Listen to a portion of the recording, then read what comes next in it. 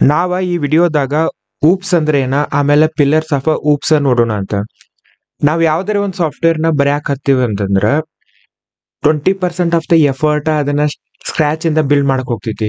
ಉಳಿದಿರೋ 80% of the effort ಅದನ್ನ maintain ಮಾಡಾಕ ಯಾವ್ದಾರ ಹೊಸ ಫೀಚರ್ಸ್ ಬಂದು ಅಂದ್ರೆ ಆಡ್ ಮಾಡಾಕ ಹೋಗ್ತೈತಿ. ಸೊ ಅದಕ್ಕ ನಾವ ಇದೇನ್ building block of a software ಅಂದ್ರೆ ಕೋಡ್ ಏನಿರ್ತೈತಿಲ್ಲ ನಾವ್ ಅದನ್ನ ಯಾವ ರೀತಿ ಬರಿಬೇಕಂತಂದ್ರೆ ಈಸಿ ಟು ಮೇಂಟೈನ್ ಇರ್ಬೇಕ. ಆ ಕೋಡ್ ನ ನಾವು ರಿಯೂಸ್ ಮಾಡಕ್ ಬರ್ತಿರ್ಬೇಕ. ಈ ರೀತಿ ನಾವ ಸಾಫ್ಟ್ವೇರ್ ನ ಬರೆಯೋದು ಬಹಳ ಇಂಪಾರ್ಟೆಂಟ್ ಆಗೈತಿ. ಸೊ ಇದನ್ನ ಬರಿಬೇಕು ಈ ರೀತಿ ಅಂತಂದ್ರ ನಮಗ ಒನ್ ಆಫ್ ದ ವೇ ಅಂತಂದ್ರೆ ಆಬ್ಜೆಕ್ಟ್ ಓರಿಯೆಂಟೆಡ್ ಪ್ರೋಗ್ರಾಮಿಂಗ್ ಯೂಸ್ ಮಾಡೋದ. ಸೊ ಇದು ಆಬ್ಜೆಕ್ಟ್ ಓರಿಯೆಂಟೆಡ್ ಪ್ರೋಗ್ರಾಮಿಂಗ್ ದಾಗ ನಾವ್ ಏನ್ ಮಾಡ್ತೀವಿ ಅಂತಂದ್ರ ಆಬ್ಜೆಕ್ಟ್ ನ ಆಮೇಲೆ ಕ್ಲಾಸಸ್ ನ ಯೂಸ್ ಮಾಡ್ಕೊಂಡ ಕೋಡ್ ನ ಬರಿತೀವಿ. ಇದರಿಂದ ನಮಗ ಕೋಡ್ ರಿಯೂಸಬಿಲಿಟಿ ಆಮೇಲೆ ಕೋಡ್ ನ ಈಸಿಯಾಗಿ ಮೇಂಟೈನ್ ಮಾಡೋದು ಎನ್ಹಾನ್ಸ್ ಮಾಡೋದು ಈಸಿ ಆಕೈತಿ. ಸೊ ಯಾವ್ಯಾವ ಲ್ಯಾಂಗ್ವೇಜ್ ಊಪ್ಸ್ ನ ಸಪೋರ್ಟ್ ಮಾಡ್ತಾವಂದ್ರ Java, C++, Python, JavaScript, objective C, .NET, Ruby. So ಇವೆಲ್ಲ ಲ್ಯಾಂಗ್ವೇಜಸ್ ಆಬ್ಜೆಕ್ಟ್ ಓರಿಯೆಂಟೆಡ್ ಪ್ರೋಗ್ರಾಮಿಂಗ್ ನ ಯೂಸ್ ಮಾಡ್ಕೊಂಡ ಸಾಫ್ಟ್ವೇರ್ ನ ಬರ್ಯಾಕ ಹೆಲ್ಪ್ ಮಾಡ್ತಾವ. ಪಿಲ್ಲರ್ಸ್ ಆಫ್ ಊಪ್ಸ್ ಯಾವ್ಯಾವ ಅದಾವಂದ್ರ ಎನ್ಕ್ಯಾಪ್ಸುಲೇಷನ್, ಇನ್ಹೆರಿಟೆನ್ಸ್, ಪಾಲಿಮಾರ್ಫಿಸಮ್, ಅಬ್ಸ್ಟ್ರಾಕ್ಷನ್. ನಾವ್ ಈ ವಿಡಿಯೋದಾಗ ಎನ್ಕ್ಯಾಪ್ಸುಲೇಷನ್ ಅಂದ್ರೆ ಏನಂತ ಹೇಳಿ ಡಿಟೇಲ್ ಆಗಿ ನೋಡೋಣ ಅಂತ. ಎನ್ಕ್ಯಾಪ್ಸುಲೇಷನ್ ಗ ಡಾಟಾ ಹೈಡಿಂಗ್ ಅಂತ ಕರೀತಾರ, ಇನ್ಫಾರ್ಮೇಶನ್ ಹೈಡಿಂಗ್ ಅಂತಾನು ಕರೀತಾರ. ಸೊ ಎನ್ಕ್ಯಾಪ್ಸುಲೇಷನ್ ಡೆಫಿನೇಷನ್ ಅಂತಂದ್ರ encapsulation in Java refers to wrapping up of a data that is variables and methods into a single unit which is a class. ಅಂದ್ರ ನಮ್ class ದಾಗ ಏನಿರ್ತಾವ variables ಇರ್ತಾವ, ಅವಕ್ಕ ಡಾಟಾ ಅಂತಾನು ಕರೀತಾರ, ಆಮೇಲೆ ಮೆಥಡ್ಸ್ ಇರ್ತಾವ. ಸೊ ಎನ್ಕ್ಯಾಪ್ಸುಲೇಷನ್ ದಾಗ ನಾವೇನ್ ಮಾಡ್ತೀವಿ, ಈ ಮೆಥಡ್ ನ ಆಮೇಲೆ ವೇರಿಯೇಬಲ್ಸ್ ಎರಡೂ ನಾವೇನ್ ಮಾಡ್ತೀವ ರ್ಯಾಪ್ ಮಾಡ್ತೀವ. ರ್ಯಾಪ್ ಮಾಡಿ ಆಸ್ ಎ ಸಿಂಗಲ್ ಯೂನಿಟ್ ಅಂತಂದ್ರೆ ಕ್ಲಾಸ್ ಆಗಿ ನಾವು ಕೊಡ್ತೀವ. ಇದಕ್ಕೆ ಎನ್ಕ್ಯಾಪ್ಸುಲೇಷನ್ ಅಂತ ಹೇಳಿ ಕರೀತಾರ. ಫಾರ್ ಎಕ್ಸಾಂಪಲ್ ಈ ಡಯಾಗ್ರಾಮ್ ದಾಗ ನಾವು ನೋಡಿದ್ರ ಕ್ಯಾಪ್ಸುಲ್ ಐತಿ. ಈ ಕ್ಯಾಪ್ಸುಲ್ ದಾಗ ಏನದಾವ ಅಂತಂದ್ರ ಮೆಥಡ್ಸ್ ಆಮೇಲೆ ವೇರಿಯೇಬಲ್ಸ್ ಅದಾವ. So yellow colour method, red colour ಇರೋದು ವೇರಿಯೇಬಲ್. ಸೊ ನಾವ ಕ್ಲಾಸ್ ಅನ್ನುವಂತ ಒಂದ್ ಯೂನಿಟ್ ಸಿಂಗಲ್ ಯೂನಿಟ್ ದಾಗ ಈ ಮೆಥಡ್ಸ್ ಆಮೇಲೆ ವೇರಿಯೇಬಲ್ಸ್ ಎರಡು ಕಂಬೈನ್ ಮಾಡಿ ರ್ಯಾಪ್ ಆಗಿ ಒಂದು ಕ್ಯಾಪ್ಸುಲ್ ತರ ಕೊಡಾಕತ್ತೀವ. ಇದಕ್ಕೆ ಎನ್ಕ್ಯಾಪ್ಸುಲೇಷನ್ ಅಂತ ಹೇಳಿ ಕರೀತಾರ. ಸೊ ನಮ್ದು ನೆಕ್ಸ್ಟ್ ಕ್ವಶನ್ ಅಂತಂದ್ರೆ ಎನ್ಕ್ಯಾಪ್ಸುಲೇಷನ್ ಯಾವ ರೀತಿ ಮಾಡ್ಬೇಕ ಅಂತ ಹೇಳಿ. ಸೊ ಎನ್ಕ್ಯಾಪ್ಸುಲೇಷನ್ ನಾವ ಯಾವ ರೀತಿ ಮಾಡ್ಬೇಕ ಜಾವಾದಕ್ಕ ಅಂತಂದ್ರ ಮೆಥಡ್ಸ್ ನ ನಾವೇನ್ ಮಾಡ್ಬೇಕ ಪಬ್ಲಿಕ್ ಅಂತ ಹೇಳಿ ಡಿಫೈನ್ ಮಾಡ್ತೀವ. ಆಮೇಲೆ ವೇರಿಯೇಬಲ್ಸ್ ಎಲ್ಲಾನು ನಾವ ಪ್ರೈವೇಟ್ ಅಂತ ಹೇಳಿ ಡಿಫೈನ್ ಮಾಡ್ತೀವ. ಸೊ ಈ ವೇರಿಯೇಬಲ್ಸ್ ಪ್ರೈವೇಟ್ ಇರೋದ್ರಿಂದ ಔಟ್ಸೈಡ್ ಆಫ್ ದ ಕ್ಲಾಸ್ ಅದನ್ನ ಎಕ್ಸೆಸ್ ಮಾಡಕ್ ಬಿಡಂಗಿಲ್ಲ. ಸೊ ಯಾವ್ಯಾವ ವೇರಿಯೇಬಲ್ ನಾವ ಪ್ರೈವೇಟ್ ಅಂತ ಹೇಳಿ ಬರ್ದಿರ್ತೀವಲ್ಲ ಅವಕ್ಕ ಅವನ್ನ ಎಕ್ಸೆಸ್ ಮಾಡಾಕ ನಾವ್ ಏನ್ ಮಾಡ್ತೀವಿ ಮೆಥಡ್ಸ್ ಪ್ರೊವೈಡ್ ಮಾಡ್ತೀವ. ಸೊ ಆ ಮೆಥಡ್ಸ್ಗೆ ಏನಂತ ಕರೀತಾರ ಅಂದ್ರೆ ಗೆಟರ್ಸ್ ಅಂಡ್ ಸೆಟರ್ಸ್ ಮೆಥಡ್ಸ್ ಅಂತ ಹೇಳಿ ಕರೀತಾರ. ಸೊ ನಾವು ಈ ಎನ್ಕ್ಯಾಪ್ಸುಲೇಷನ್ ವಿತ್ ಎಕ್ಸಾಂಪಲ್ ನೋಡೋಣ ಅಂತ. ವಿತ್ ಎನ್ಕ್ಯಾಪ್ಸುಲೇಷನ್ ಯಾವ ರೀತಿ ವರ್ಕ್ ಆಕೈತಿ, ವಿತೌಟ್ ಎನ್ಕ್ಯಾಪ್ಸುಲೇಷನ್ ಯಾವ ರೀತಿ ಇಶ್ಯೂಸ್ ಬರ್ತಾವ ಅಂತ ಹೇಳಿ. ಸೊ ನಾವ ಫಸ್ಟ್ ವಿತೌಟ್ ಎನ್ಕ್ಯಾಪ್ಸುಲೇಷನ್ ನೋಡೋಣ ಅಂತ ಏನ್ ಪ್ರಾಬ್ಲಮ್ ಆಗ್ತೈತಿ ಅಂತ ಹೇಳಿ. ನಾನ ಏನ್ ಮಾಡೀನಿ, ಇಲ್ಲೇ ಬ್ಯಾಂಕ್ ಅಕೌಂಟ್ ಅಂತ ಹೇಳಿ ಒಂದು ಕ್ಲಾಸ್ ಬರ್ದೀನಿ. ಈ ಬ್ಯಾಂಕ್ ಅಕೌಂಟ್ ದಾಗ ಏನೈತಿ ಅಕೌಂಟ್ ನಂಬರ್ ಆಮೇಲೆ ಅಕೌಂಟ್ ಓಪನಿಂಗ್ ಬ್ಯಾಲೆನ್ಸ್ ಅಂತ ಹೇಳಿ ಎರಡು ಇನ್ಸ್ಟೆನ್ಸ್ ವೇರಿಯೇಬಲ್ ಅದಾವ. ಇವು ಎರಡು ಇನ್ಸ್ಟೆನ್ಸ್ ವೇರಿಯೇಬಲ್ ಪಬ್ಲಿಕ್ ಅದಾವ ಅಂತಂದ್ರೆ ನಾವ ಇದನ್ನ ಔಟ್ಸೈಡ್ ದ ಕ್ಲಾಸ್ ಆರಾಮಾಗಿ ನಾವು ಇವನ್ನ ಎಕ್ಸೆಸ್ ಮಾಡಬಹುದು. ಇದ್ರಾಗ ಒಂದು ಕನ್ಸ್ಟ್ರಕ್ಟರ್ ಐತಿ. ಈ ಕನ್ಸ್ಟ್ರಕ್ಟರ್ ದಾಗ ಅಕೌಂಟ್ ನಂಬರ್ ಅಂತ ಹೇಳಿ ತೊಗೊಳಕತ್ತೀವಿ ನಾವ. ಸೊ ಒಂದ್ಸಲ ನಮ್ಗ ಬ್ಯಾಂಕ್ ಬಿಸ್ನೆಸ್ ನೋಡಿದೀವಿ ಅಂದ್ರೆ ಒಂದ್ಸಲ ನಮ್ಗ ಅಕೌಂಟ್ ನಂಬರ್ ಸೆಟ್ ಆಯ್ತಂದ್ರೆ ಯೂಶಲಿ ನಮ್ಗ ಅದನ್ನ ಅಕೌಂಟ್ ನಂಬರ್ ಚೇಂಜ್ ಮಾಡಕ್ ಬಿಡಂಗಿಲ್ಲ. ಸೊ ಇದ ಬ್ಯಾಂಕ್ ಇದ್ದ ಬಿಸ್ನೆಸ್ ಲಾಜಿಕ್ ಇರ್ತೈತಿ. ನಾ ಅದಕ್ಕೆ ಏನ್ ಬರ್ದೀನಿ ಇಲ್ಲಿ ಅಂತಂದ್ರೆ ಟೆಸ್ಟ್ ಅಂತ ಹೇಳಿ ಒಂದ class ಬರ್ದೀನಿ.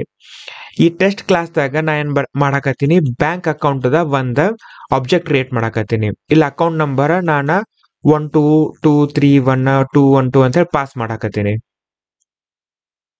So bank account opening balance ಎಷ್ಟಿರ್ಬೇಕ, ಈಗ ಎಲ್ಲಾ ಬ್ಯಾಂಕ್ ದಾಗ ಅಕೌಂಟ್ ಓಪನಿಂಗ್ ಬ್ಯಾಲೆನ್ಸ್ ಮಿನಿಮಮ್ 10,000 ಇರ್ತೈತಿ.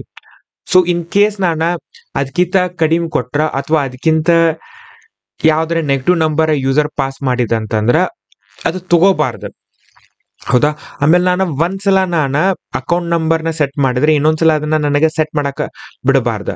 ಆದ್ರೆ ಇಲ್ಲಿ ನಮಗ ಬ್ಯಾಂಕ್ ಅಕೌಂಟ್ದಾಗ ನಾವು ಎನ್ಕ್ಯಾಪ್ಸುಲೇಷನ್ ನಾವು ಹ್ಯಾಂಡಲ್ ಮಾಡಿಲ್ಲ, ಅದ್ರ ಸಲುವಾಗಿ ನಮ್ಗೆ ಇವು ಎರಡು ಬಿಸ್ನೆಸ್ ಲಾಜಿಕ್ನ ಹ್ಯಾಂಡಲ್ ಮಾಡಕ್ ಆಗಂಗಿಲ್ಲ. ಇಲ್ಲ ನಾನು ಅಕೌಂಟ್ ಬ್ಯಾಲೆನ್ಸ್ ನ -1,991 ಅಂತ ಸೆಟ್ ಮಾಡಾಕ್ತೀನಿ, ಮತ್ ಸೆಟ್ ಆಗಿರುವಂತ ಅಕೌಂಟ್ ನಂಬರ್ನ ಇನ್ನೊಂದ್ಸಲ ಸೆಟ್ ಮಾಡಾಕತ್ತೀನಿ. ಸೊ ಇದನ್ನ ನಾವು ರನ್ ಮಾಡಿ ನೋಡಿದ್ರೆ ಏನಾಕೈತಿ, ವರ್ಕ್ ಆಕೈತಿ, ಇಲ್ಲೇನು ಇಶ್ಯೂ ಆಗಂಗಿಲ್ಲ ನಮಗ.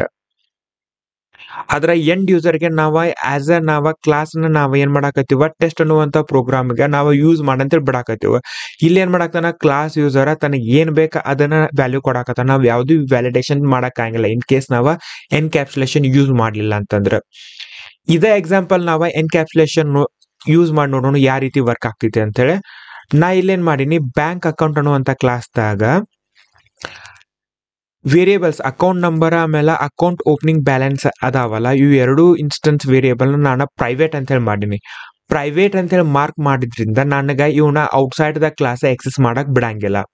ಸೊ ಈ ವೇರಿಯೇಬಲ್ ನಾನು ಎಕ್ಸೆಸ್ ಮಾಡಬೇಕು ಅಂತಂದ್ರೆ ನಾ ಏನ್ ಮಾಡೀನಿ, ಅಕೌಂಟ್ ಓಪನಿಂಗ್ ಬ್ಯಾಲೆನ್ಸ್ಗೆ ನಾನು setter method and getter method ಬರ್ದೀನಿ.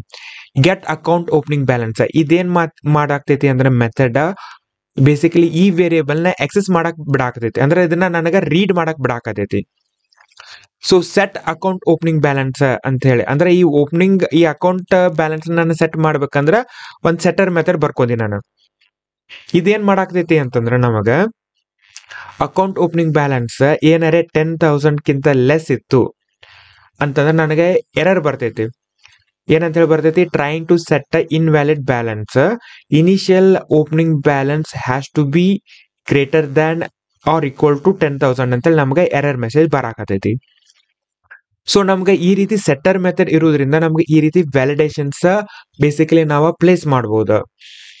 ಇನ್ನೊಂದ್ ಬಿಸ್ನೆಸ್ ರಿಕ್ವೈರ್ಮೆಂಟ್ ಏನಂತಂದ್ರ, ಒಂದ್ಸಲ ಅಕೌಂಟ್ ನಂಬರ್ ಸೆಟ್ ಆಯ್ತಂದ್ರ ಅದನ್ನ ಮತ್ತೊಂದ್ಸಲ ನಮಗೆ ಸೆಟ್ ಮಾಡಕ್ ಬಿಡಬಾರ್ದ.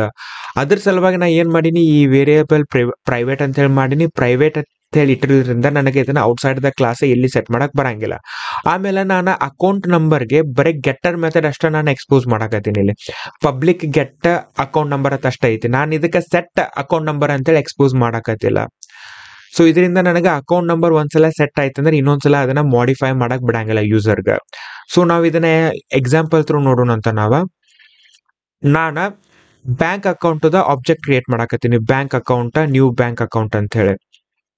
So bank account set opening balance 10,000 ಅಂತ ಹೇಳಿ ಕೊಟ್ಟಿನಿ. ಇಲ್ಲೇ ಇದ ವರ್ಕ್ ಆಗ್ತೈತಿ, ಏನು ಇಶ್ಯೂ ಆಗಂಗಿಲ್ಲ. So balance dot get account opening balance ಅಂತ ಹೇಳಿ ಎಷ್ಟೈತಿ, ನಾನು ಎಷ್ಟು ಅಮೌಂಟ್ ಡೆಪಾಸಿಟ್ ಮಾಡಾಕ್ತೀನಿ ಅಷ್ಟು ನನಗೆ ಬರುತ್ತೆ.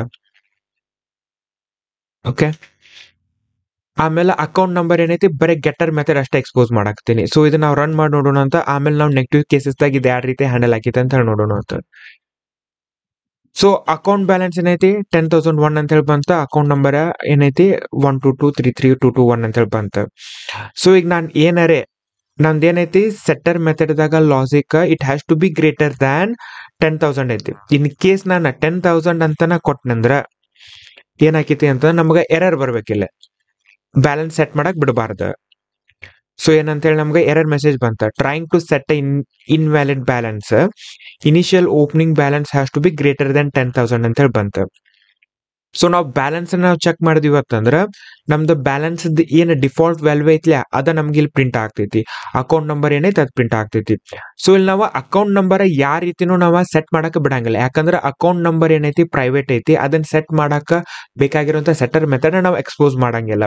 ಸೊ ಈ ರೀತಿ ನಮ್ಗೆ ಎನ್ಕ್ಯಾಪ್ಸುಲೇಷನ್ ಏನ್ ಮಾಡ್ತೈತಿ ಅಂದ್ರೆ ಡಾಟಾ ಹೈಡ್ ಮಾಡಕ ಹೆಲ್ಪ್ ಆಕೈತಿ. ಇದರಿಂದ ನಮ್ಗೆ ಸೆಕ್ಯೂರಿಟಿ ಪ್ರೊವೈಡ್ ಮಾಡ್ತೈತಿ. ಸೊ ನಾವ್ ಯಾವ್ದು ಬೇಕಾದ ವ್ಯಾಲ್ಯೂ ನಾವು ಸೆಟ್ ಮಾಡಕ್ ಬಿಡಂಗಿಲ್ಲ. As per the business requirement ಅಷ್ಟ ನಮಗ ಡಾಟಾನ ಸೆಟ್ ಮಾಡಕ ಎನ್ಕ್ಯಾಪ್ಸುಲೇಷನ್ ಹೆಲ್ಪ್ ಆಗ್ತೈತಿ.